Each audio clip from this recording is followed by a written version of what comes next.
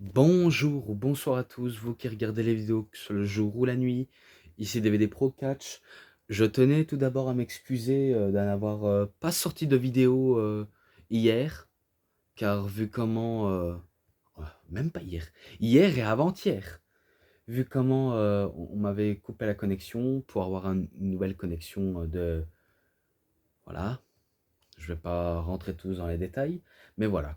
Donc cette fois-ci, j'ai de la bonne connexion et, euh, et surtout quelque chose pour regarder au moins. Donc maintenant, je poursuis à enchaîner les pay-per-view et je vais continuer sur la moitié de l'année 2003. Et que si jamais j'ai de la chance, je pourrais retrouver la plupart de l'année 2003 que je n'ai pas. Et sans trop vous faire tarder, je vais vous montrer tout de suite Judgment Day 2003 avec double affrontement Triple H, Kevin Nash et en main event Brock Lesnar et le Big Show. Voilà. Donc c'est à moitié, voilà. Vous savez bien qu'il y a des DVD à l'intérieur. En extrait, donc les promos entre Kevin Nash et Triple H, Brock Lesnar et le Big Show. Après dans un Saturday Night Heat, interview de Sable, Chef Morley et Eric Bischoff. Ouais, donc c'est une interview. Après, Jazz et Theodore Long qui se font interviewer. Et après, Tim Angle interview. The Hurricane. Ouais, d'accord, contre Stevie Richards. Donc ça, je vais revenir après. Donc après le match, FBI et John Cena. La Résistance. Eddie Guerrero, Tajiri. Sable, Christian. Et en stretcher match. Ah oui, oui, un bonus, oui. Un match en bonus. Donc peut-être que je vais vite me concentrer le match en bonus après le match entre Hurricane et Stevie Richards. Oui, donc je vais passer après l'ouragan. André le Géant contre Killer Khan dans un match de civière, ça je m'en rappelle. Donc oui, c'est un vieux match. Et que pour moi, il n'y a aucun doute, je ne vois pas du tout André le Géant perdre dans un match de civière. Donc pour moi, il est fort évident, c'est Killer Khan qui bat... enfin, Killer Khan. André le Géant qui bat Killer Khan. Ah ça y est, maintenant je fais mon petit comeback et ça y est, je fais n'importe quoi. Mais bon, maintenant, voilà, vous savez bien que c'est André le Géant qui bat Killer Khan. Voilà. Ce match-là, j'ai pas, on va dire, trouvé si fou que ça. Donc je lui mets, allez, pour une raison, un 2,90. Voilà, un 2,90. Ouais, parce que c'est rare que j'apprécie des matchs comme ça, mais je lui mets un 2,90. Voilà. Maintenant, The Hurricane contre Stevie Richards. Là où il n'y a pas d'enjeu. Enfin, Stevie, moi je confonds. Non, c'est Steven Richards. C'est sûr et certain, c'est Hurricane qui bat Steven Richards et pas Stevie. Et que oui, la dernière fois que je me suis trompé, c'est quand j'avais dit l'ouragan à Hurricane. Voilà. Mais un peu, c'est un peu la base de son surnom. Donc Hurricane qui est l'ouragan. Avec ce match-là, je lui mets un 3,10. Voilà.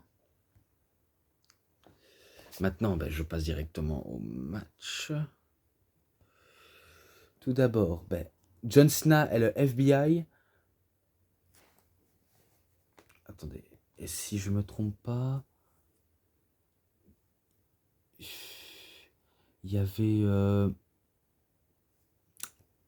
y avait Chuck Palumbo, Johnny Stamboli et Nunzio contre justement Chris Benoit, Rhino et justement le Brian Kendrick qui se faisait appeler à l'époque Spanky.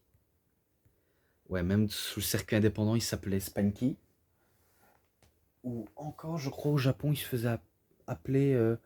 Enfin, c'était en rapport avec son perso qui se faisait un peu ressembler à Leonardo DiCaprio. Je ne sais plus, faudrait que je regarde, mais voilà.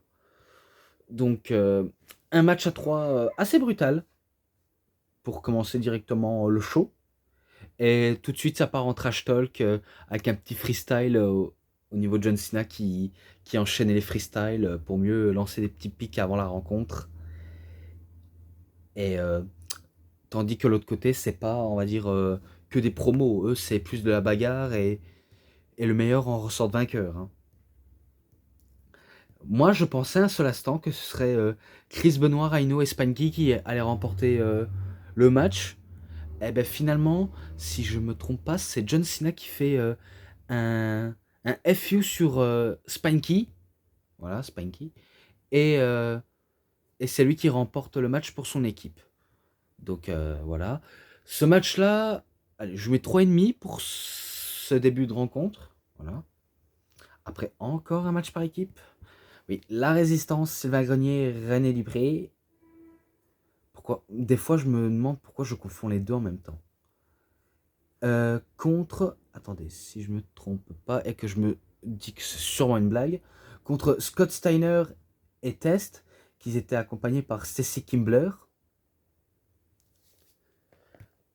Moi, je n'ai qu'une seule idée en tête et aussi révéler le résultat de tout ça, etc.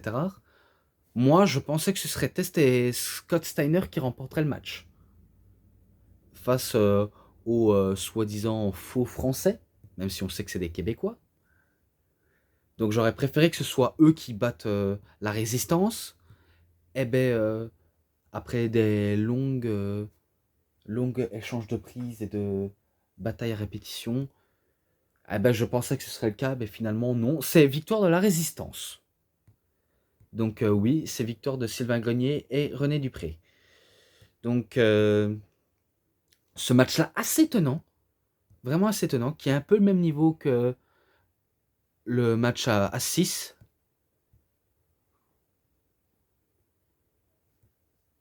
Ah non, non, Nunzio. Ouais, je m'étais trompé, j'ai cru que c'était 4 contre 3, mais non, c'est Nunzio était en tant qu'accompagnateur, donc excusez-moi, donc c'était John Cena, Chuck Palumbo et Johnny Stamboli. Mais bon, le mal est fait, je me suis trompé une fois, j'espère que je vais pas encore faire des énormes, mais énormes boulettes, donc espérons. Donc c'est victoire de la résistance, je mets aussi 3,5, voilà. Ensuite, encore un match par équipe. Ça ne s'arrête plus.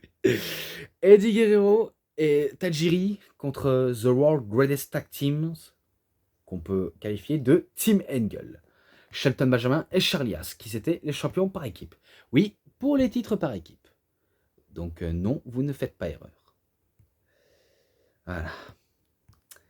Et après, il y a la bataille royale, enfin mini bataille royale pour le titre intercontinental. Et vous allez peut-être voir qu'il y aura une ruse. Mais bon, passons. Tout d'abord, le match là, vu comment je crois que j'avais déjà dit que Chavo n'était pas apte à combattre et aussi pour capturer les titres par équipe avec Eddie. Et ben Eddie, en attendant, il a choisi Tajiri pour le remplacer. Et que celui-là, je l'ai déjà noté. Là, il n'y a pas de doute, celui-là, je l'avais déjà noté. Et que sans trop de surprise, vu comment je l'ai noté, que je vais sûrement m'y mettre à vérifier, c'est victoire de Tajiri et Eddie Guerrero, qui était un match pas mal, vraiment pas mal. Ensuite, pour la bataille royale, je vais expliquer. C'est vrai qu'il y a pas mal de catcheurs qui combattent, et que jusqu'à ce qu'il reste Christian et Booker T, je sais pas comment ils vont faire, mais je crois qu'ils vont mettre KO l'arbitre de manière inadvertance, hein. J'ai pas d'autre explication. Donc oui, l'arbitre est apte à continuer et valider la rencontre. Et du coup, suite à ça, Booker T, il élimine Christian, mais sauf que on n'a pas vu l'élimination.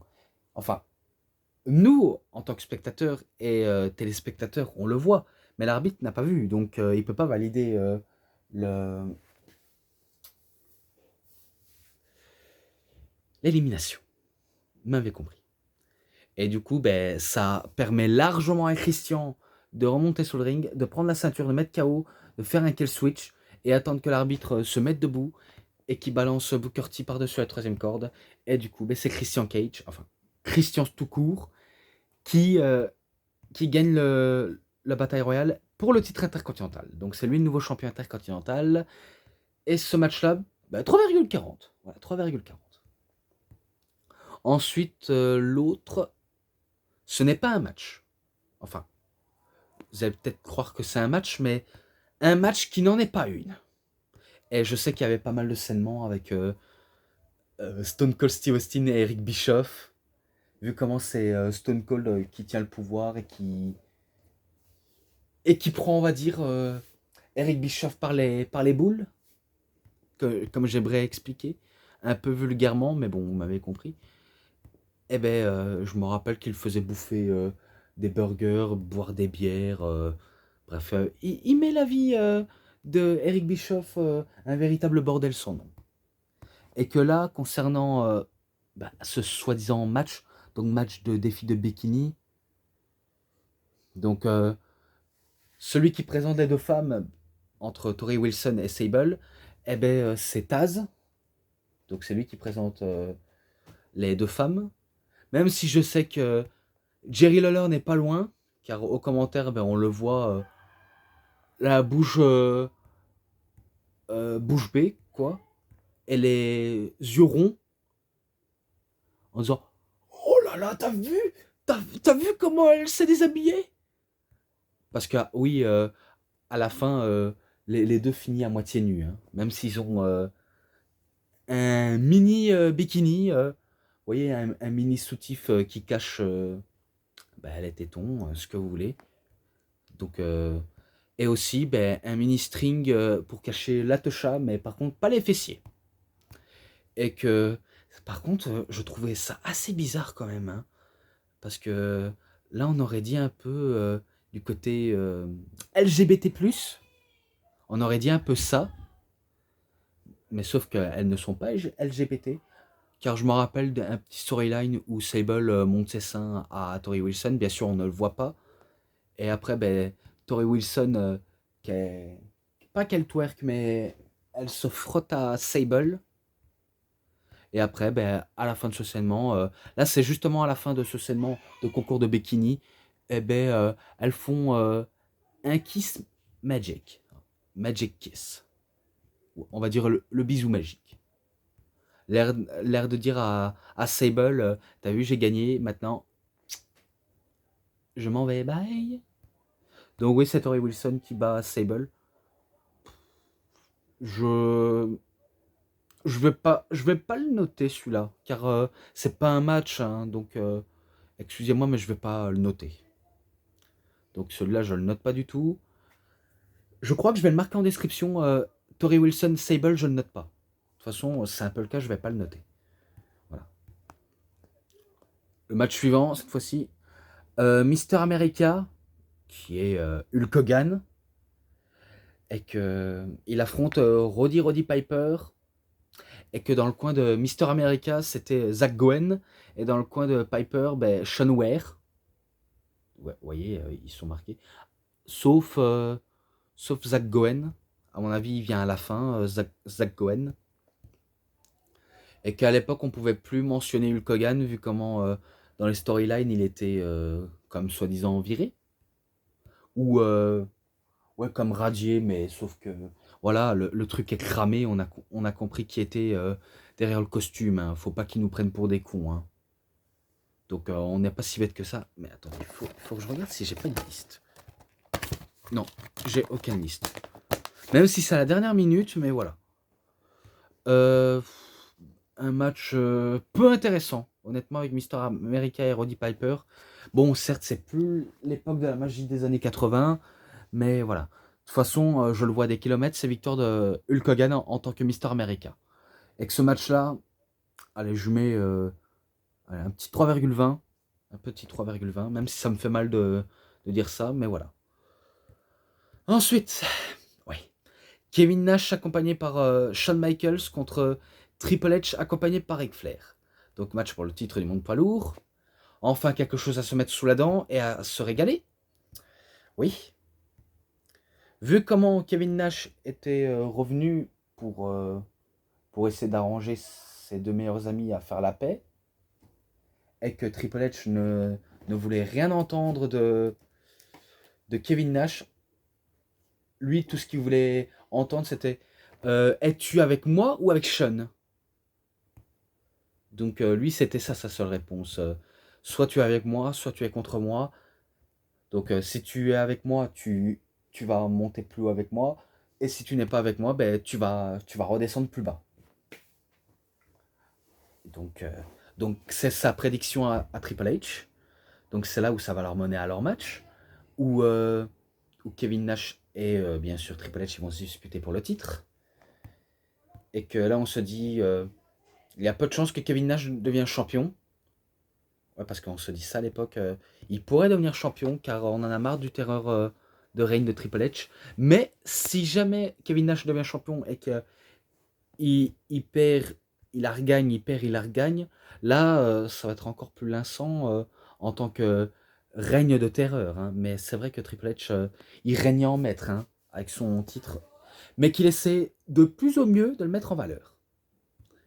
Et que après, je me rappelle que je vais passer plus loin. Triple H, ben, il prend sa massue. Il voulait se faire disqualifier, mais l'arbitre Earl Hebner l'en empêche. Et bim, il se prend un sledgehammer. Mais du coup, c'est disqualification. Hein. Donc c'est disqualification. Victoire de Kevin Nash par disqualification, mais qui ne gagne pas le titre. Et que après, donc, que Kevin Nash a compris qu'il a gagné par disqualification, alors que lui veut gagner clean pour le titre. Et ben, il attaque Triple H jusqu'à ce qu'on va où est-ce qu'il y a la table des commentateurs. Shawn Michaels essaie de l'en empêcher, mais Kevin Nash, il était réellement en transe, il ne voulait rien entendre ce que Shawn Michaels lui dit, et il fait le jackknife powerbomb sur la table des commentateurs. Et c'est là où il va avoir en gros des petites côtes fêlées et l'abdomen un peu endolori. Voilà. Ce match-là, je pense pas déjà l'avoir noté. Je pense pas de l'avoir noté. Certes, j'ai beaucoup de DVD, mais je me rappelle plus si je l'ai noté. Je lui mets allez, 3,40. Ce match-là, je mets 3,40. Ensuite, ben, Jazz contre Jacqueline et contre Trish Stratus, contre Victoria. Ouais, exactement, je me suis pas trompé. Donc un match à 4 pour le titre féminin. Et que Jazz est accompagné par Theodore Long, Teddy Long pour ceux qui sont plus intimes. Victoria, ben, Steven Richards, voilà. Et parmi les femmes qui ont du potentiel talent, notamment, on va dire, Trish Stratus et Victoria, qui ont largement besoin de gagner le titre, peut-être Jacqueline, eh ben, je crois qu'il y aura des finishers partout. Il y aura The... Allez, The Tarantul Speak, je crois. La prise finish de Victoria. Faudrait que je vérifie le nom de la prise, car maintenant je me rappelle plus. Oh putain. Ça, c'est quand je me rappelle plus que je fais de la merde. Et que Trish Stratus, elle fait sa Stratus Faction. Et je crois qu'elle fait ça sur Victoria ou sur Jacqueline. Et du coup, ben, Jazz, elle vire Stratus du ring pour faire le tomber et remporter le match. Donc oui, c'est victoire de Jazz. Ce match-là, 3,20. Voilà. Ensuite, Brock Lesnar contre le Big Show. Match de 6 pour le titre de la WWE. Celui-là, je pense déjà l'avoir noté dans le coffret de Lesnar. Mais celui-là, il faut que j'aille vérifier car je me rappelle qu'il se battait au début et que après, quand le Big Show prenait l'avantage et que il pouvait essayer de penser de, de mettre Lesnar sur la civière, Lesnar en lutte, mais il allume le Big Show. Et que si je crois bien, Lesnar va retourner au vestiaire, il va trouver une idée farfelue, prendre le transporteur à palette, tandis que le Big Show, il commence à détruire le Rey Mysterio, parce que Rey Mysterio voulait se venger de cette vicieuse attaque qu'il avait à propos de la civière. Parce que oui, lorsqu'il était dans la civière, eh ben, Big Show, il l'a utilisé comme batte à baseball, batte de baseball. Donc c'est là où Lesnar arrive, il pète un peu le décor. Ah, parce que Judgment Day, il y a un décor assez borderline. Hein. Et que Brock Lesnar, il fait un coup de la corde à linge à la volée.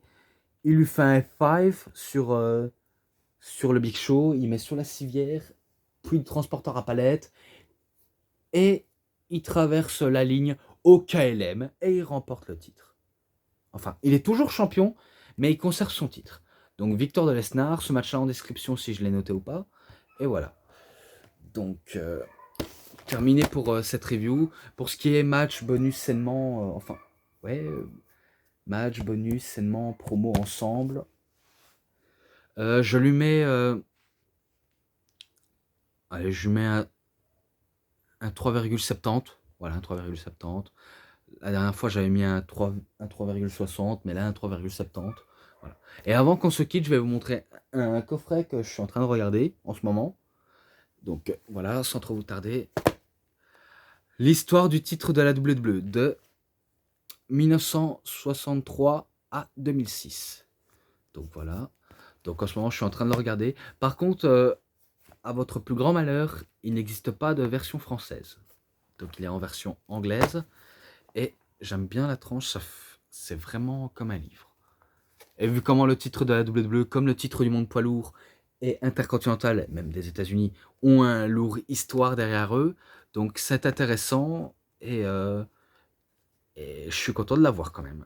Et au moins ça me permet d'avoir les titres en DVD, même si je sais qu'il me manque les titres hardcore et le titre US. Peut-être que j'en achèterai, mais voilà. Donc voilà, cette review est terminée, j'espère que vous avez bien aimé. Si cette review vous a plu, vous savez ce qu'il vous reste à faire. Likez la vidéo, commentez, partagez, abonnez-vous à ma chaîne, cliquez sur la petite cloche pour avoir plus de notifications des prochaines vidéos. Et moi je vous dis bonne journée, bonne soirée à tous. Au revoir tout le monde pour une prochaine vidéo. A plus à tous les fans de catch.